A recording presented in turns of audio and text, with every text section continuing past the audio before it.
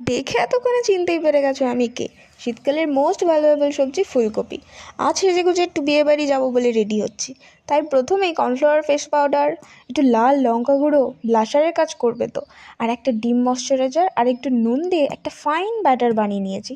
তারপর আর কি, ওটাই ভালো মতো মেখে নিয়ে নেমে পড়লাম গরম গরম তেলের কড়াইতে। ক্রিস্পি হতে হবে তো নাকি। তারপর পেঁয়াজ দিদি, লঙ্কা দাদা, রসুন দাদা আর আদা দাকে গিয়ে বললাম রেডি হতে। দেখছো এখন কি লাগছে আমায়। তো চলো, প্রথমে পেঁয়াজ দিদি অল্প ব্রাউন শেড নিলেই ওর মধ্যে দিয়ে দেবো আগে থেকে রেডি করা লঙ্কা দা, রসুন দিয়ে আর আদা দাকে। ওরাও ভালো মতো একটু ক্রিস্পি হতে শুরু করলে দিয়ে দেবো অল্প আদা আর রসুন দাকে বেটে। তারপর লাল লাল সসের সাথে ব্লাশ করতে করতে শেষে আমিও নেমে পড়বো, আর তারপরে অল্প ফুটিয়ে নামিয়ে নিলেই রেডি গরম গরম চিলি ফুলকপি। এই শীতের রাতে উফ, পুরো জমে যাবে। তো তোমরাও ট্রাই করে জানিও কেমন লাগলো। ভিডিওটা ভালো লাগলে অবশ্যই একটা লাইক শেয়ার করে দিও। তো চলো আজ